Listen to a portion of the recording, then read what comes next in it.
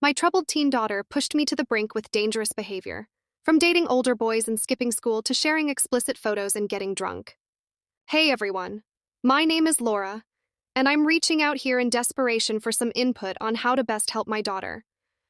My 14-year-old daughter, Emily, is essentially out of control. I don't know why, and I don't know how to fix it. I tried posting this in a parenting group, but my post isn't showing up. I have 4 kids. 2 of them are 14-year-old twin girls. None of my other kids act this way. Not even her twin sister, Lily, who was raised the exact same way in the exact same environment. I've tried so hard to crack this, and nothing helps. Emily has always been a bit of a wild child, but things took a turn for the worse about a year ago. She started hanging out with a new group of friends who were known for their rebellious behavior. At first, I thought it was just a phase, but it quickly escalated. She's 14 years old and has already been pregnant once, had a miscarriage. She told me she wants to have a baby, and I can't stop her. This was a huge shock to me. I never imagined my little girl would be thinking about having a baby at such a young age. She regularly dates boys who are way too old for her. The current boy is 18 years old. It's not something I allow or condone. He's not allowed at our house. She is not allowed to go anywhere with him, but predictably, the more I try to keep him away, the more effort she puts into finding ways to see him. I personally drop her off at school and pick her up from school. She cut class so many days this past school year that I was contacted by the school saying per their policies, they could technically hold her back a year because she missed more than the maximum allowed classes. Now, I had no idea this was happening since she was always there when I picked her up at the end of the school day. Luckily, she gets good grades. She's a very smart girl. This is the only reason the school agreed to not hold her back or kick her out. I've tried talking to her teachers and the school counselor, but nothing seems to help. They all say the same thing. Emily is a bright girl with a lot of potential, but she's making poor choices. I feel like I'm banging my head against a wall. Emily has been caught drunk at her friend's house. I don't even keep alcohol in my house. She and a friend have also met up with and gotten into the car and gone off with much older boys who they had never met in real life before, and who I certainly never met. This behavior terrifies me. I worry about her safety every single day. She has become extremely disrespectful to me and her siblings. No physical violence, but the verbal abuse is constant. She has stolen money from me. I caught her sharing topless photos of herself with strangers online. I feel like I'm losing my daughter and I don't know how to get her back. I have discussed this all with her doctor. We've been referred to mental health care professionals and counselors. She absolutely will not open up to a therapist. She speaks to them disrespectfully and says she doesn't need any help. When it comes to sex, I have never preached abstinence or waiting until marriage. I believe in educating my children about sex and ensuring they have access to all types of protection. However, I very firmly believe that 14 is way too young to have sex regardless of how safe it is. Still, I feel that the best I can do now is ensure she's protected. I can't watch her 24/7. She skips classes in the middle of the day and stays on school grounds and somehow manages to hook up with boys where there should be adults ensuring this doesn't happen.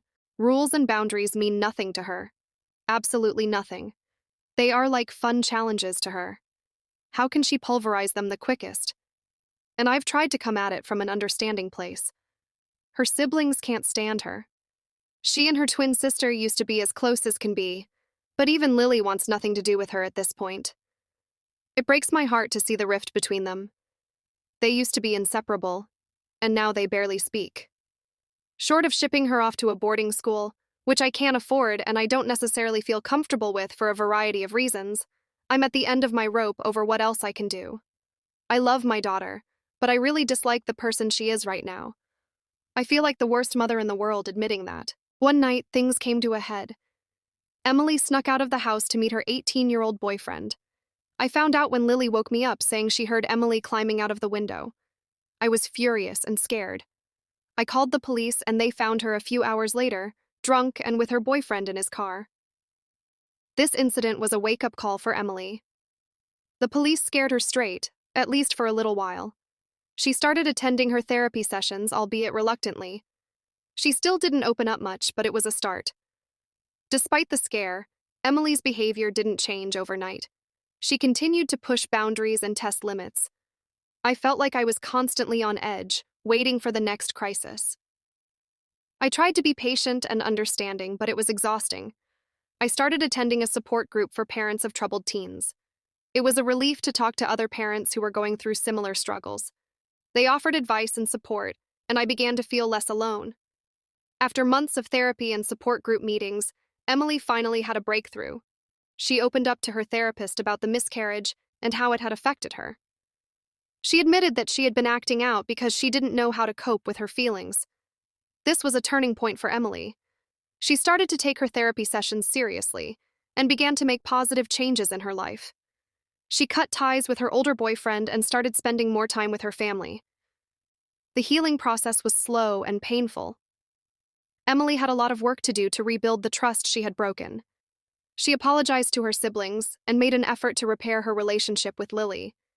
It wasn't easy, but they started to reconnect. I also had to work on my relationship with Emily. I had to learn to forgive her and let go of the anger and resentment I had been holding on to. It was a difficult journey, but we made progress together. Update 1. 6 months later. Hey everyone, it's been 6 months since I posted my story, and I wanted to give you all an update. First of all, thank you for all the comments and support. It was overwhelming to see how many people had my back and understood where I was coming from. Emily has made significant progress. She's attending school regularly and getting good grades. She's also been more respectful and cooperative at home. We still have our challenges, but things are much better than they were.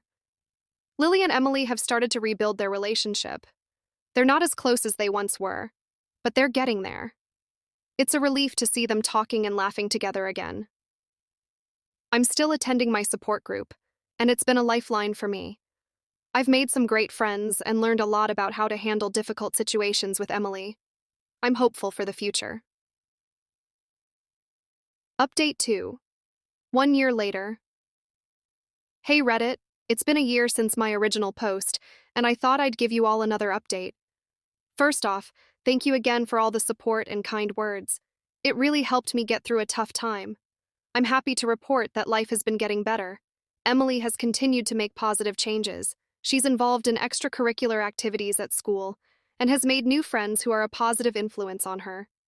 She's also been more open with her therapist and has made great strides in her mental health. Our family has started to heal. We've had many heartfelt conversations and have worked hard to rebuild our relationships. It hasn't been easy, but we're stronger for it. I've also continued to focus on my own well-being. I've started exercising regularly and have taken up a new hobby, painting. It's been a great way to relieve stress and find some joy in my life.